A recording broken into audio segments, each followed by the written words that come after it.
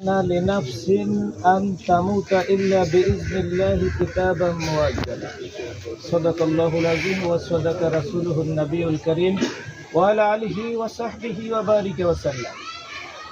সম্মানিত হাজিরিন, আমরা এক মেজবানের জাফতে আমরা মেহমান। আমরা কি দেখছি? একটা হরিলুট, যে একজন মানুষ কিভাবে মানুষকে ফাঁকি দিয়ে এভাবে করে আল্লাহর ডাকে সাড়া দিয়ে চলে যেতে পারে। মানুষকে যখন সৃষ্টি করা হয়েছে, এই মানুষের সাথে সাথে আল্লাহ তাবারক তাআলা আবার একটা ক্যাটালগ দিয়েছেন, যে ক্যাটালগের আলোকে মেপে মেপে তার জীবনকে এই দুনিয়ায় পরিচালিত করবে। আর সে ড্রাইভার হলাম আমারটা আমি নিজে। আমার এই গাড়ি চালাবার জন্য আপনাকে ড্রাইভারি দিলে পরে আপনি আমাকে যে কোনো সময় আহত করতে পারেন, নিহত করে ফেলতে পারেন। সেই জন্য আল্লাহ তাবারক তাআলা ইনসাফ ভিত্তিক ইনসাফ করে আমার ড্রাইভার আমাকে পরিচালনা করতে হচ্ছে। আর ক্যাটালগটা হলো নবী মুহাম্মদুর রাসূলুল্লাহ সাল্লাল্লাহু আলাইহি ওয়াসাল্লামের আদর্শ। নবী মুহাম্মদুর রাসূলুল্লাহ সাল্লাল্লাহু আলাইহি ওয়াসাল্লামের সেই বর্বর যুগে তিনি নিয়ে এসেছিলেন কোরআনকে। সেই তাজা কোরআন কি বন্ধুরা আমাদের কাছে এখনো জীবিত আছে না? তাহলে কেন আমরা মুসলমানরা নাড়াচাড়া করছি না? এই নাড়াচাড়ার অভাবই আমাদেরকে অভাবে, অনটনে, দুঃখে, কষ্টে আমাদের জীবন ওষ্ঠাগত হতে যাচ্ছে। নিয়মিত আমরা ক্ষতিগ্রস্ত হচ্ছি, অথচ আমাদের কাছে ক্যাটালগ আছে, অস্ত্র আছে।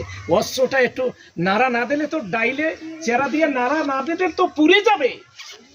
কোরআন দিয়ে যদি আপনার আমার দেহখানা যদি পরিচালনা করার সিদ্ধান্ত গ্রহণ করতে না পারি, তাহলে আমার জীবনটা ওই রকমের জাহান্নামের আগুনের জন্য আমি দুনিয়ায় বসে আমি প্রস্তুত করে দিচ্ছি। নামাজ পড়বেন কোরআন দিয়ে, রোজা রাখবেন কোরআন দিয়ে, হজ করবেন কোরআন দিয়ে, যাকাত দেবেন কোরআনের আলোকে। জীবন গঠন করতে হবে কোরআনের আলোকে। যদি ভুল হয়ে যায় তাহলে পরে কবরে থোয়ার সাথে সাথে আমাকে পেয়ে বসবে আল্লাহ তাবারক তাআলার কঠিন ওই ফেরেশতারা। তখন পালাবার কোনো জায়গা থাকবে না। সেজন্য এখনই আমাদেরকে এই আসামি ধরা পড়ে গেছে পুলিশের হাতে। আমাদের পুলিশগুলো কিরামান কাতিবিন শুধু লিখতেই আছে, আমরা যা করি তা লিখে যাচ্ছে। আল্লাহ তাবারক তাআলা, তুমি কেন আমাদেরকে এই দুনিয়াতে পাঠালে? আবার কেনই বা তুমি কোরআন থেকে আমাদেরকে দূরে রাখলে? আমাদের আবেদন হলো, এই ব্যক্তি যেমন ধরা পড়ে গেছে, আগামীকালকে আপনি সকলেই ধরা পড়ে যাব। সেই দৃশ্যটা দেখার জন্য আমরা হাজির হয়েছি। আসুন আমরা সকল হলি কোরআনের কাছে হাজির হই। কোরআনই আমাদেরকে পারবে নিজেকে নিজে পরিচালনা করতে। আমরা সফল কাম হয়ে যাব ইনশাআল্লাহ। কিন্তু কোরআন ছেড়ে দিলে পরে বিপদের কোনো শেষ নেই।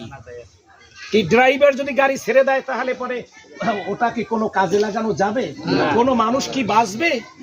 সকল মানুষের জন্য ধ্বংস। প্লেন ধ্বংস, জাহাজ ধ্বংস, লঞ্চ ধ্বংস, সবাই ধ্বংস, আমরাও ধ্বংস।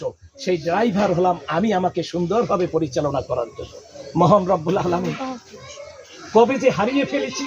আমাদের বাবা মাকে দোয়া করার ফরসত পাই না, দুনিয়ায় আমাদেরকে এমন ভাবে পেয়ে বসে। বাবা মারা গেলে পরে বোনকে আমরা প্রথম ঠকাই, জমি দেই না। কি সুন্দর একটা রসম মুসলমানদের ভিতরে তৈরি হয়ে গেছে, ঠিক না? সুন্দর একটা ব্যবস্থা। আল্লাহ তাবারক তাআলা এই অভাব অনটন লেগে আসছে, শুধু মানুষকে আমরা ঠকাই, আল্লাহ আমাদেরকে ঠকায়। কবরে থোয়ার সাথে সাথে বোনদের জমি, ভাইদের জমি, ফুফুদের জমি আগে বন্টন করে তারপর কবরে রাখা উচিত। অথচ মুসলমানরা আমরা স্বার্থপর। এই স্বার্থপর শুধু আমাকে জাহান্নামে নেওয়ার জন্য আমি কাউকে ছাড় দেই না। আমি জাহান্নামে যাব, এই রেডি হয়ে যাই, দুনিয়াতে বসি। আল্লাহ তাবারক তাআলা, তুমি যে কোরআন দিয়েছো, এই কোরআন অনুযায়ী তুমি আমাকে পরিচালনা করা। যেমনি করে সাহাবীদেরকে তুমি সুযোগ দিয়েছিলে, হিম্মত দিয়েছিলে, ঈমান দিয়েছিলে, তাকওয়া দিয়েছিলে, তুমি কেন আমাকে এই কোরআন থাকার পরেও আমার জীবনকে সুন্দর করার জন্য সুযোগ সৃষ্টি করে দাও না মহান রব্বুল আলামিন? তুমি ইচ্ছা করলে আমাকে সুন্দর করতে পারো না?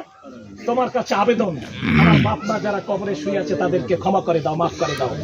আর যে ব্যক্তি আজকের চলে যাচ্ছে মহান রব্বুল আলামিন, তার জীবনে যদি গুনাহ হয়ে থাকে, নিশ্চয়ই গুনাহ হয়েছে, আল্লাহ তাবারক তাআলা তুমি আজকে ক্ষমা করে দিয়ে তুমি কবর বাসা। আর যে ভালো কাজ করেছে মহান রব্বুল আলামিন, সেই ভালো কাজের বিনিময়ে যদি স্ত্রীর সাথে একটি হাসিও দেয়, তার সন্তানকে যদি আদর করে থাকে, তার মাকে যদি কোনো খেদমত করে থাকে, মহান রব্বুল আলামিন এই ভালো কাজের জন্য তুমি জান্নাতের মেহমান হিসেবে তুমি কবুল করে নাও।